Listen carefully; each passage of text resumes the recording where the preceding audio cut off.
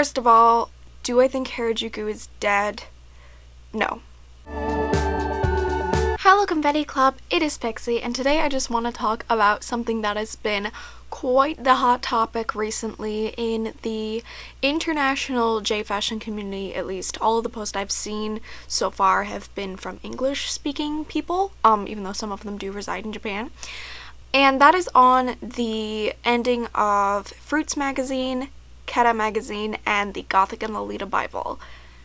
And saying it all together like that makes it sound a lot fucking worse. Oh no. So if you don't know what these magazines are, they are basically, I want to say, like the holy trinity, iconic founding fathers of Harajuku fashion magazines, especially FRUiTS for Harajuku street fashion, and of course Gothic and Lolita Bible for Lolita. And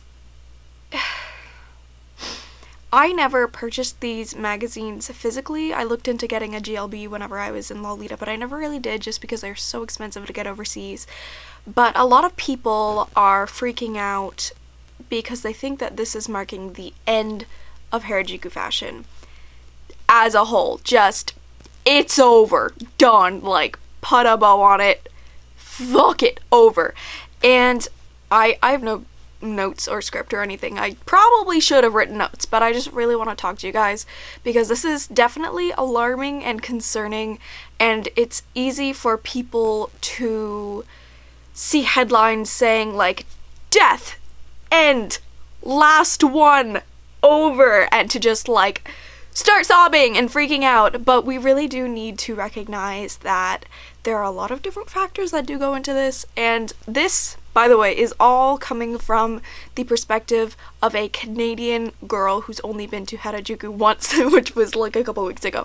So I'm not Japanese, if you couldn't tell. I don't live in Japan, though I have been dressing in Japanese fashion, Japanese street fashion and inspired fashions, for 5 years, I guess, total, but I'm only 19. I'm a baby. And I've been in the online community, obviously, as a blogger here. It really is what I do, so it does kind of affect my livelihood. But yeah, so this is just my 2 cents. I can't speak for Japanese people, real Japanese models, real Harajuku-ites on the streets. This is just a foreigner's, the gaijin perspective. First of all, do I think Harajuku is dead? No.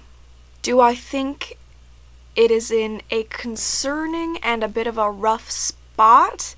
Yeah, I think that's pretty inarguable that things are not the way they used to be. I'm not gonna sit here and be like, oh, it's the exact same and nothing's wrong, because like, I'm gonna talk about the whole tourists in Harajuku thing a little bit later, which sucks because I am a tourist, but people who don't appreciate Japanese fashion flooding Harajuku almost made me cry when I was there. You can only handle being taken photos of without your permission about 100,000 times before you just want to before I literally started going or saying what or saying stop. My opinion on the whole thing is that no, the fashion is not what it used to be, but it never really was what it used to be. And that sounds like a false oxymoron, but when Gyaru died, that wasn't the end of, or I guess that's more Shibuya, but it wasn't the end of Japanese street fashion, it was just the end of Gyaru.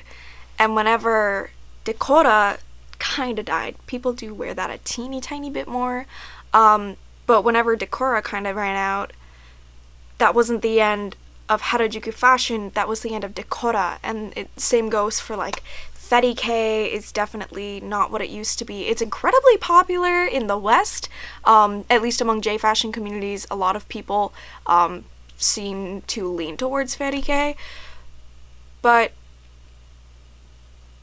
although those are all very like eccentric, exuberant, colorful, and creative is I guess the best way to put it, styles, and since those are all kind of not as prominent as they used to be. When you do look down the street in Harajuku, you don't see a whole lot of what our brain thinks is Harajuku fashion, or Harajuku street fashion. But you do see a ton of what is popular now, and that's fashion that started in Harajuku, and that's fashion that's flooding the stores like WeGo and Spins and WC, and that's Harajuku fashion. Just because it's not like freaking sparkles and tulle and stripy socks and petticoats, just because it's not that doesn't mean that Harajuku fashion's dead. It means this is kind of the cycle. It's the new Harajuku fashion. And it can be hard to wrap your head around the fact that what you loved about something is maybe fading out.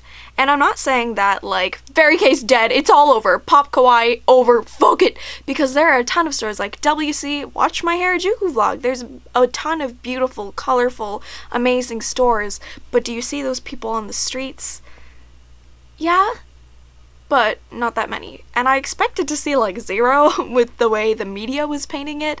And I mentioned this before, and I do really want to point this out, that this whole Harajuku fashion's over thing kind of started, like, I want to say 2 weeks before my trip, so I was like, I was really freaking out. I was like, am I just gonna be sad the whole time in Harajuku? Is it just gonna be, like, awful? And it's not like I was going to fucking people watch, because that's incredibly creepy, but I'm like, is the reason I wanted to take this trip 3 years ago even still kind of valid? Like, is it even still there? Yeah, it was. The media can make things look awful, and it's untrue. Just putting that out there. The media made me think that Takushi Tadori was gonna be like nothing but white people. Not just white people, but just foreigners taking photos, and like uncomfortable Harajuku girls like struggling to eat their crepes, and like just one big H&M that's full of jeans, and like, no.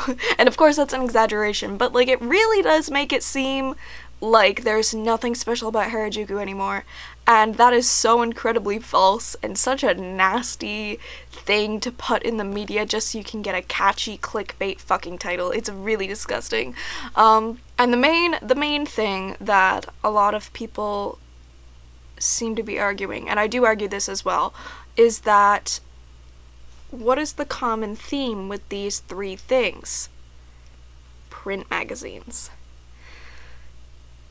What else have we been seeing dying out all over the world? Fucking our movie place, that's entertainment, you know, rest in peace, good old, we used to rent movie there and get popcorn, closed a couple years ago. Our Jumbo Video, same deal, closed the other year.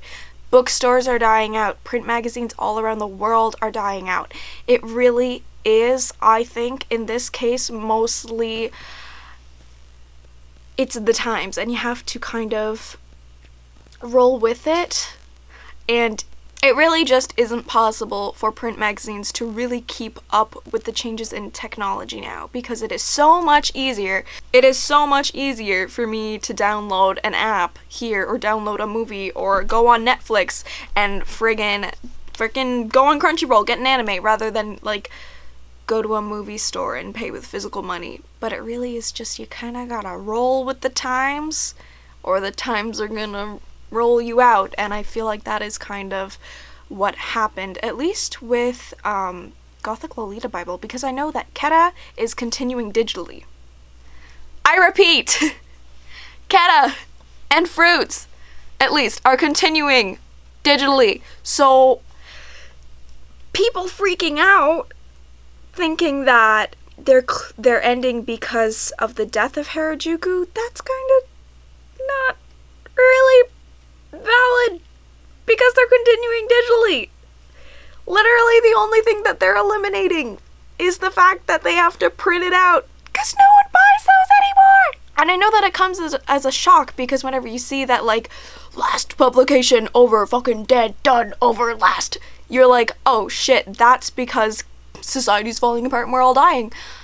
But it's just like so much easier. I mean, especially since a lot of popular Harajuku, what do they say, personalities, people like Haruka Kurabayashi, Peko-chan, fucking her boyfriend who's really cute, Junyan, all of these, you know, really iconic Harajukuites, they have Instagram.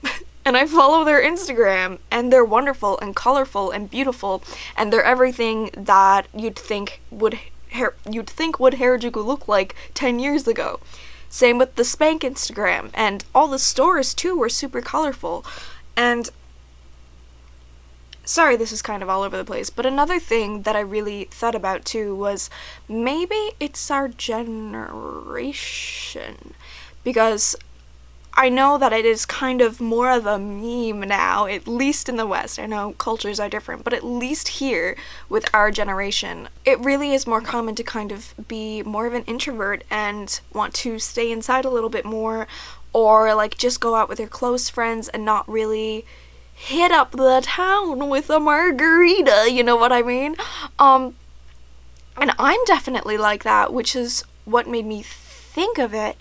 So maybe that could be playing a factor too, I'm not sure, because a lot of these people that we looked up to that wear Harajuku fashion and have like started their own brands or are models now or have YouTube channels like Kumamiki, they now are, and Peko too, she has a YouTube channel, they just don't really go out on the streets, and that is where we see the street snaps.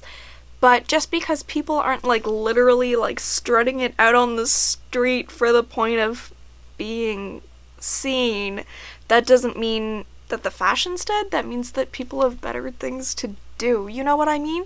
Because obviously, like, the point that I really want to drive home is that Harajuku is not dead, nor do I think it is dying. I think it's in a cycle. And especially people will say with the generations, like, a lot of the old Harajuku kids are 20-somethings now, and they, you know, they gotta get jobs, they gotta move on, they gotta be adults, but I think a lot of them still are dressing the way they want to, but maybe they just don't have the exact same amount of time to just hit up Harajuku for fun. One major thing I want to put out there is that these are print publications. Something that would really, really alarm me, and I don't even want to jinx this, is if brands like 6% Doki, if 6% goes out of business, then I'd be like puking in the bathroom. Spank is in Nakano now, and it's like a little bit of a smaller store, but if Spank goes out of business, I'd be puking in the bathroom. But even then, maybe that'll just make room for new stores, like WC is a little bit newer. And anyway, I just want to say that it really is like a cycle of things, and I don't think we need to freak out too much.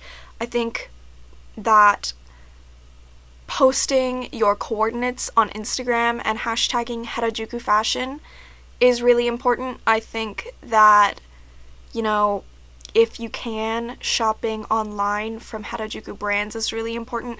Not that you have to use your money for this, but if you can and you want to, instead of going to Forever 21, this is from Forever 21, instead of like going out and shopping locally, maybe invest a tiny bit more, because I think that really is like the only way to help Harajuku from overseas.